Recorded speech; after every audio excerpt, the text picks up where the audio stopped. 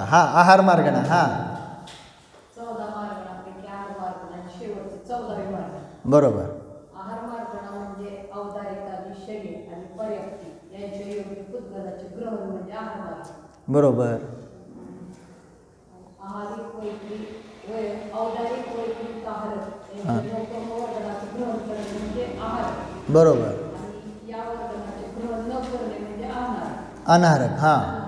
विग्रह गतीमध्ये समुद्घाताच्या वेळी आणि संयोग वेळी यावेळेस हा जीव अनाहारक असतो. बरोबर. इतर सर्व वेळी आहारक असतो. बरोबर. सामान्य रूपाने तसं आहे. संयोग केवलींचं पण जेव्हा समुद्घात होतो तेव्हा अनाहारक आहेत आहे ना. इतर वेळेस हा जीव आहारक म्हणजे काय ना काय तर ग्रहण करतोय. ठीक आहे. छान मस्त बेस्ट. चला आता त्यानंतर पुढं भव्य मार्गणा. हां मार्गणास्थानमध्ये 11व्या नंबरची भव्यत्व मार्गणा आहे. भव्यत्व मार्गणाचे 2 भेद आहेत, भव्य आणि अभव्य. भव्य जीवाला मोक्षाला जाऊ शकतो, अभव्य जीव मोक्षाला जाऊ शकत नाही. अभव्य जीवाची जगन्ययुक्त अनंत राशी आहे. बरोबर.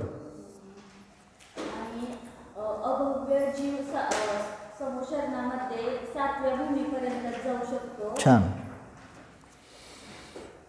बरोबर. मस्त. बरोबर सांगितलं. अजून पण सांगितलं होतं पण तुम्ही नव्हता आहे ना. अजून काय सांगितलं होतं? 3 मी तुम्ही नव्हता त्यानंतर आम्ही सांगितलं. तुम्ही तिकडे होता दवाखान्यात. तर भव्याचे 3 भेद केले होते आपण. कुठले भेद? पहिला कुठला?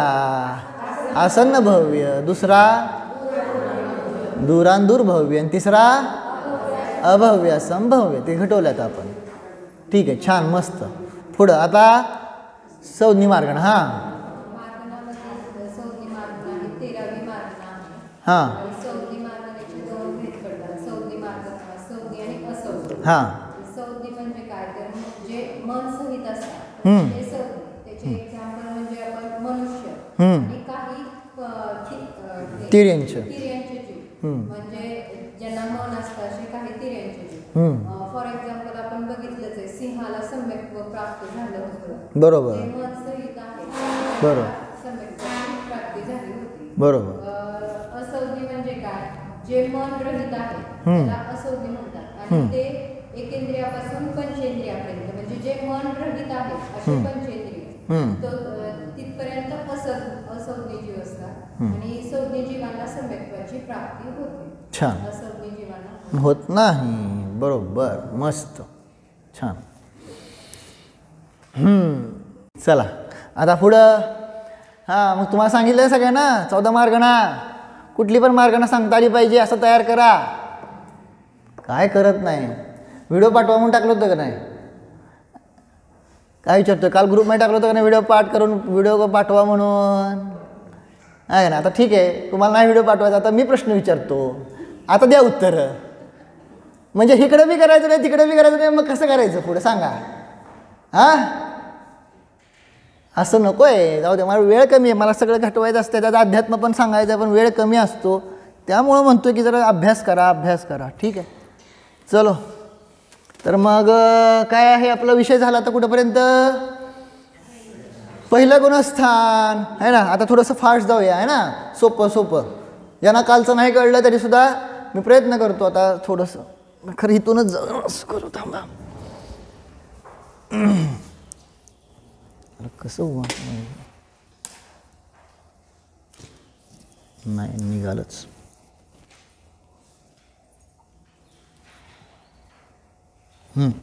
ठीक आहे.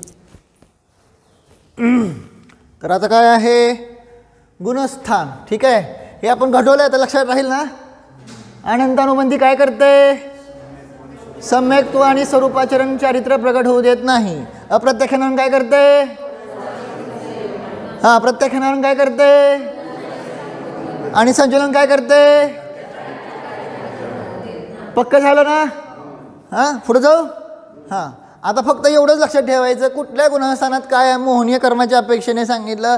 पहिल्या गुणस्थानामध्ये अनंतानुबंधी आणि मिथ्यात्व आणि अनंतानुबंधी आदी आहेत, बरोबर.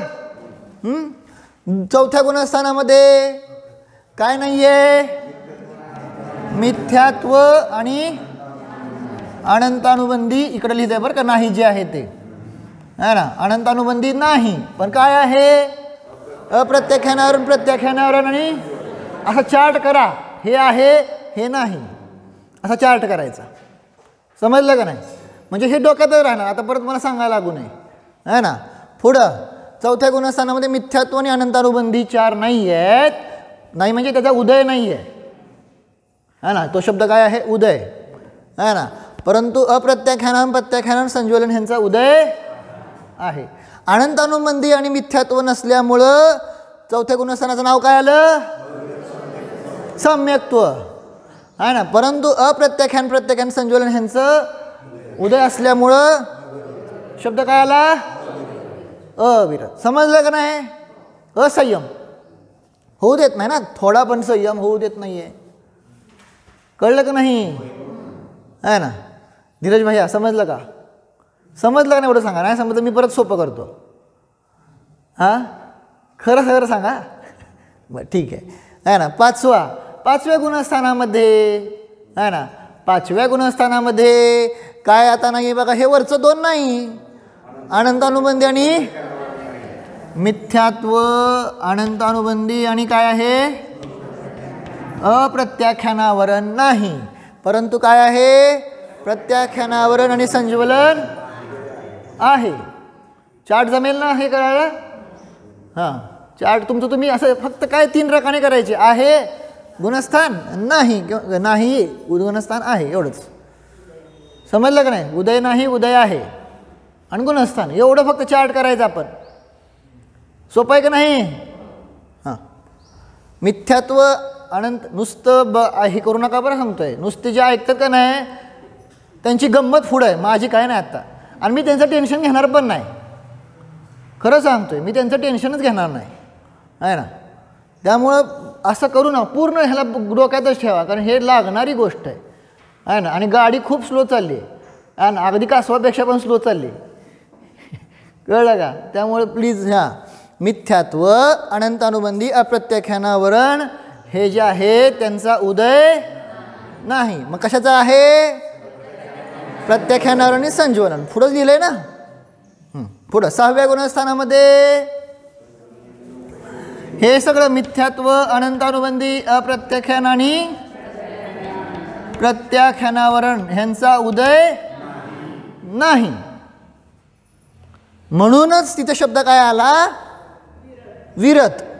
6व्या गुणस्थानात कळलं ना, ह्यांचा उदय नाही म्हणून शब्द काय आलाय, विरत, बरोबर. परंतु कशाचा उदय आहे, संज्वलन आणि ह्यांचा कसला उदय आहे, उदय. आता छान पक्क झालेत, हुशार आहे ना. तर ह्यांचा तीव्र उदय, काय लावायचा शब्द इथं, तीव्र. तीव्र उदय म्हणून शब्द काय आला, प्रमत्त, प्रमाद. कळलं. आता पुढं 7व्या गुणस्थानामध्ये परत तेच करायचं, मिथ्यात्व, अनंतानुबंधी, अप्रत्याख्यान, प्रत्याख्यानावरण ह्यांचा उदय नाही. परंतु संज्वलन आणि नवनोकशा यांचा मंद उदय. असा चार्ट करा, कळलं का नाही, हे विसरून जाण्याचे चान्सेस आहेत. चार्ट करा असा, मंद उदय आहे, त्यामुळं काय शब्द आला, अप्रमत्त. ठीक आहे, इथंपर्यंत पक्क झालं.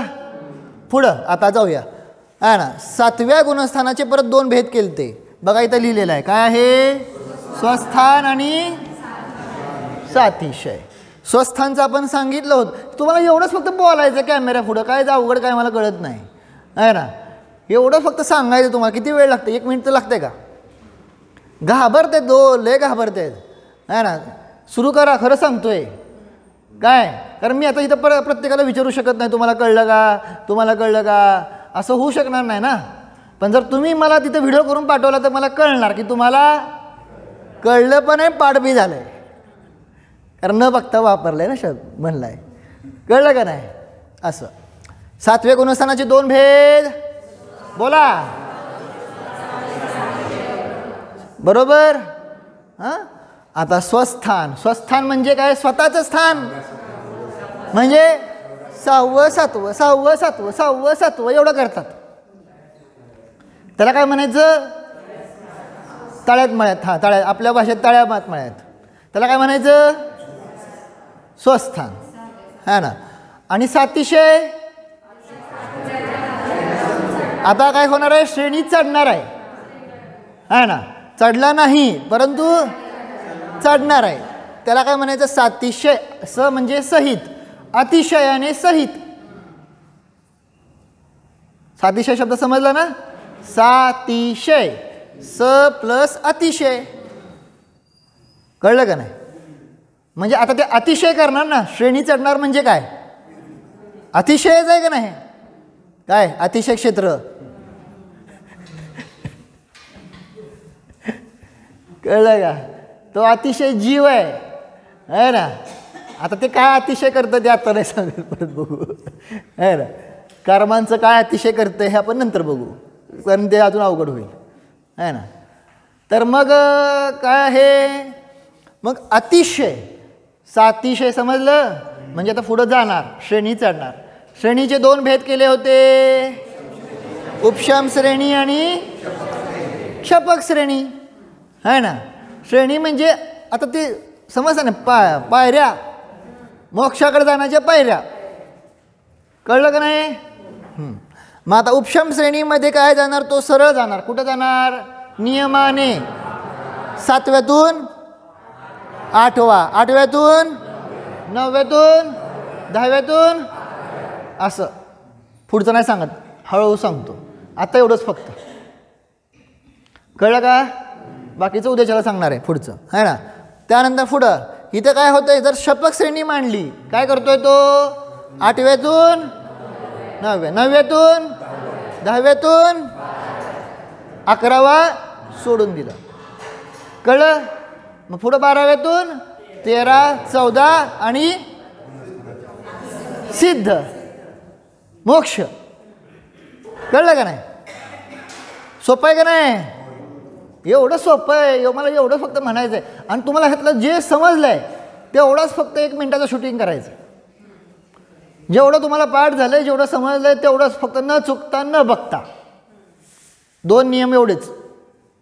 कळलं का नाही?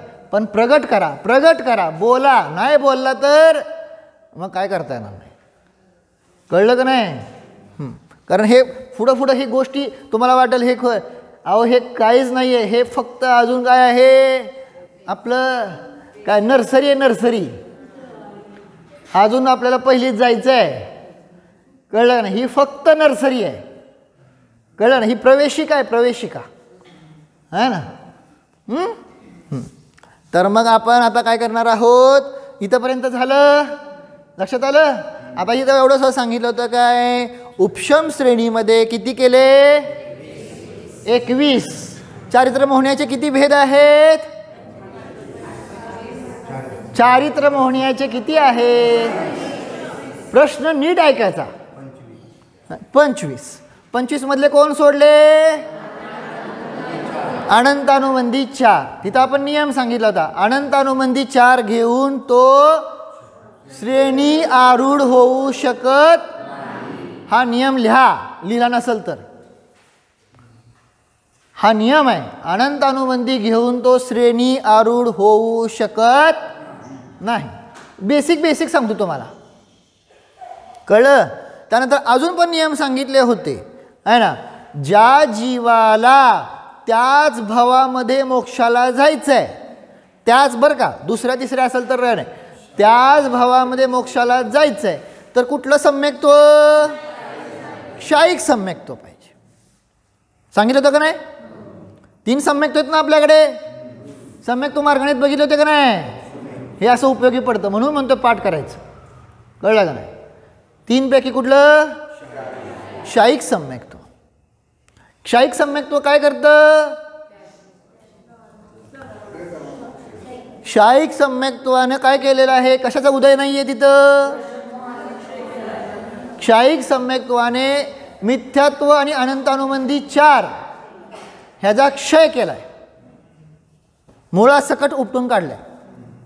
दॅट्स कॉल्ड क्षायिक सम्यक्त्व. हे मागं पण सांगितलं होतं. मिथ्यात्व आणि अनंतानुबंधी 4 ह्या 5 प्रकृतींचा काय केलेला आहे त्याने? क्षय. क्षय समजतंय? नष्ट केलंय. म्हणून ते काय झालं? क्षायिक सम्यक्त्व झालं. उपशम केलंय तेव्हा ते उपशम सम्यक्त्व. कळलं का नाही? क्षय केला तेव्हा क्षायिक सम्यक्त्व. आणि चलमलागाड दोष लागणार कुठलं? क्षायक्षमिक सम्यक्त्व. आठवत आहे ना सगळं? आत्ताच 20 झालेलं आहे, विसरू नका. ठीक आहे, कळालं सगळ्यांना? इथंपर्यंत झालं आहे ना? मग तिथं सांगितलं काय? 21 प्रकृतींचा उपशम फक्त अनंतानुबंधी 4 सोडून बाकीच्या प्रकृतींचा काय केलं आहे? उपशम करत चाललेत. 11व्या गुणस्थानात पूर्ण उपशम होणार, उपशम श्रेणी. कळलं? आणि इथं 21 प्रकृतींचा, ह्या 21 आहेत का नाही? अप्रत्याख्यानावरण, प्रत्याख्यानावरण, संज्वलन आणि नवनो कशा आहे? कळतं ना? अप्रत्याख्यानावरण 4, प्रत्याख्यानावरण 4, संज्वलन किती झाले? 12. 12 आणि 9 ह्या 21 प्रकृतींचा हळूहळू क्षय करत झाले. 12व्या गुणस्थानामध्ये काय होणार? पूर्ण क्षय करणार. ह्या 21 प्रकृतींचा पूर्ण क्षय केला म्हणून 12व्या गुणस्थानाचं नाव पडलं क्षीणमोह. आणि ह्या 21 प्रकृतींचा पूर्ण उपशम केला म्हणून 11व्या गुणस्थानाचं नाव पडलं उपशांत मोह. मोहने कर्म चाललंय ना? कळलं का नाही? कळलं की नाही? का परत सांगू? ह्या 21 प्रकृतींचा पूर्ण उपशम झाला 11व्या गुणस्थानामध्ये, म्हणून 11व्या गुणस्थानाचं नाव काय पडलं? उपशांत मोह. ह्या 21 प्रकृतींचा 12व्या गुणस्थानामध्ये पूर्ण क्षय झाला म्हणून 12व्या गुणस्थानाचं नाव काय पडलं? क्षीणमोह. ओके, इथंपर्यंत झालं सगळ्यांना? आता यात एक थोडं विशेष सांगतोय, जरा लक्ष द्या. नाही समजलं तर टेन्शन घेऊ नका, पुढं होईल. एक थोडीशी गोष्ट सांगतोय. काय सांगतोय बघा आता? काय आहे? कोणाला प्रश्न पडेल, तुम्ही म्हणला काय की 4थ्या गुणस्थानामध्ये अप्रत्याख्यानावरण नाही, अनंतानुबंधी नाही आहे ना? 5व्या गुणस्थानामध्ये अनंतानुबंधी अप्रत्याख्यानावरण नाही. मग इथं परत काय हे चाललंय? उपशमन क्षय. तर ह्यांचा फक्त उदय नाही म्हणून सांगितलंय, उदय नाही म्हणून सांगितलंय, परंतु त्यांची अजून सत्ता असल्यावर परत उदयामध्ये येऊ शकतं का नाही? पॉइंट समजला का? लक्षात आलं? नाही समजलं जाऊ दे, सोडून द्या. थोडं ही विशेषता आहे. इथं फक्त उदय नाही, पण उदय नाही म्हणून परत येणार नाही असं थोडंच आहे. जर तुम्ही पूर्ण क्षय केला तर परत उदयाला येणार नाही, है ना? आत्ता फक्त उदय नाही. आलं का लक्षात? आत्ता फक्त तुमचा पाय दुखत नाही. आत्ता दुखत नाही म्हणून पूर्ण बरा झाला का? त्याला पूर्ण बरा करावं लागेल, मग कधीच दुखणार नाही. समजलं का नाही? सोपं आहे का नाही? मग ते क्षयक्षम आहे. मग ते क्षयक्षम आहे. आणि आत्ता दुखत असेल तरी 9:30 पर्यंत बसायचं आहे.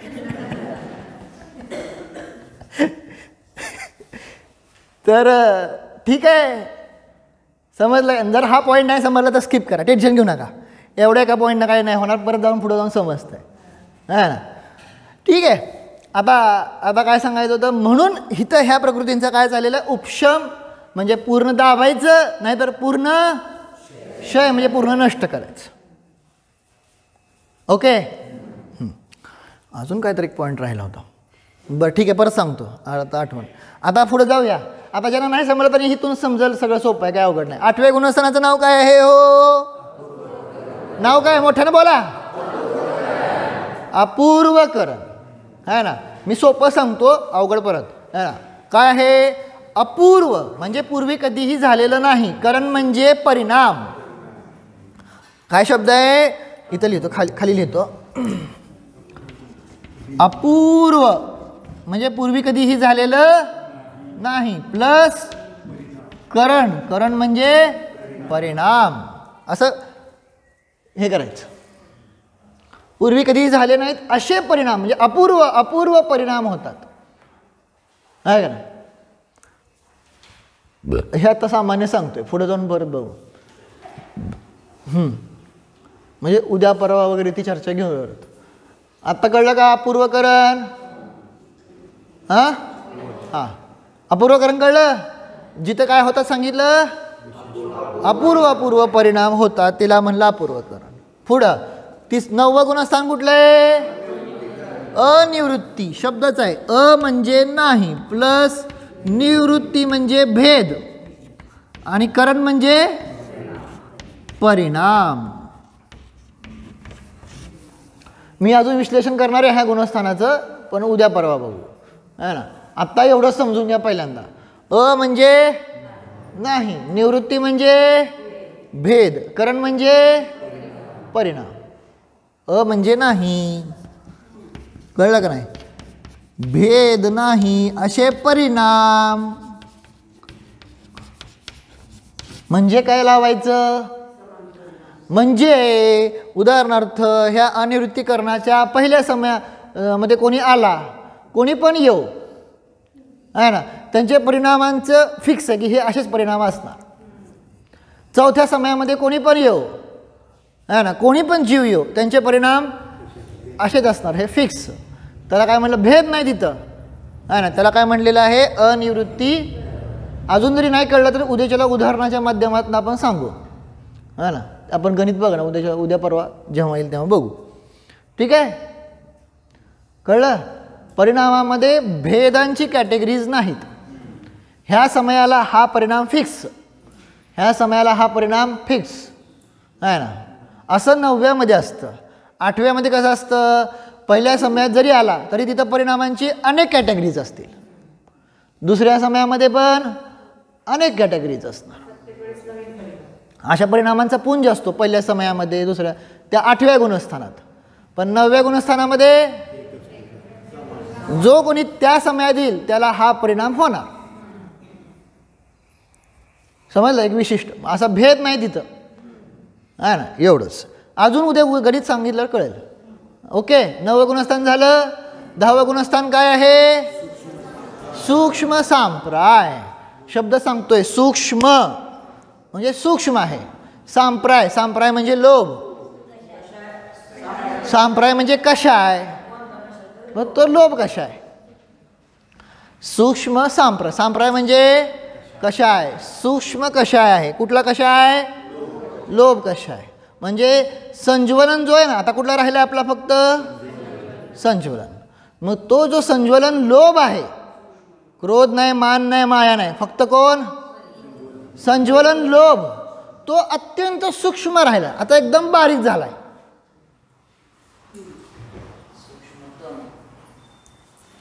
कळलं का. संज्वलन क्रोध नाही, मान नाही, माया नाही, कोण फक्त लोभ. 10व्या गुणस्थानामध्ये आपण कमी कमी करत चाललोय ना सगळे. मग तर म्हणा क्रोध कुठे गेला, मान कुठे गेला ते सांगतो उद्या परवा. मी म्हणलं ना हळूहळू सगळं सांगतो. आत्ता फक्त एवढं त्या गुणस्थानाचं नाव समजून घ्या. गुणस्थान कळलं का. सूक्ष्म सांप्राय, सूक्ष्म कषाय, सूक्ष्म लोभ कषाय. कुठला लोभ कषाय संज्वलन लोभ कषाय. बस सूक्ष्म म्हणजे खूप बारीक करून टाकला त्याला, आता खूप थोडासा राहील तर त्याचं नाव काय आहे सूक्ष्म सांप्राय. कळलं. 11व्या गुणस्थानाचं नाव काय आहे उपशांत मोह. तुम्हाला आत्ताच सांगितलंय. काय केलं त्यानं 21 प्रकृतींचा पूर्ण उपशम केला. म्हणजे मोहनीय, सोपं सांगायचं तर मोहनीय कर्माचा पूर्ण उपशम करून टाकला. म्हणून उपशांत मोह. 21 प्रकृतींचा म्हणजे मोहनीयाच्या पूर्ण काय करून टाकला, उपशाम झालेला आहे पूर्ण. तर तो आहे उपशांत मोह. इथं मोह आता काय सुद्धा राहिलेला नाही, उद्याला नाही आहे, दबला गेलेला आहे. बरोबर. आता पुढं गुणस्थान कुठलं आहे, 12वं क्षीण मोह. 21 प्रकृतींचा काय केलेला आहे, पूर्ण क्षय केलेला आहे. 21च ना, म्हणून मोहनीय कर्माच्या सगळ्याच प्रकृती तिथं काय झाल्या, क्षय झाल्या. तर तो काय आहे, क्षीण मोह. भारत नाहीत. हां सांगतो की आत्ता, आज नको काय आहे ना, आज फक्त नावं सांगतोय, उद्या सगळं सांगा हळूहळू. उद्या थोडं, परवा थोडं, असं थोडं थोडं थोडं जातोय जरा, आहे ना. म्हणजे मग जरा बाकीच्यांना पण बरं वाटेल, आहे ना. कळलं का. 12व्या गुणस्थानामध्ये काय सांगितलं, 21 प्रकृतींचा काय केलेला आहे, पूर्ण क्षय केला. म्हणजे इथे मोहनीय कर्माच्या 28 प्रकृती राहिल्या नाहीत. आता म्हणून 21 म्हणताय, परत 28 म्हणताय. अहो ते बाकीच्या 7 अगोदरच हे केलेत ना आपण, नष्ट केलेत ना. समजलं का नाही. किती आहेत 28 पैकी किती आहेत, 7 प्रकृती. दर्शन मोहनीयाच्या 3 आणि चारित्र मोहनीयाच्या, आनंदानुमती 4, 7 झाल्या का नाही.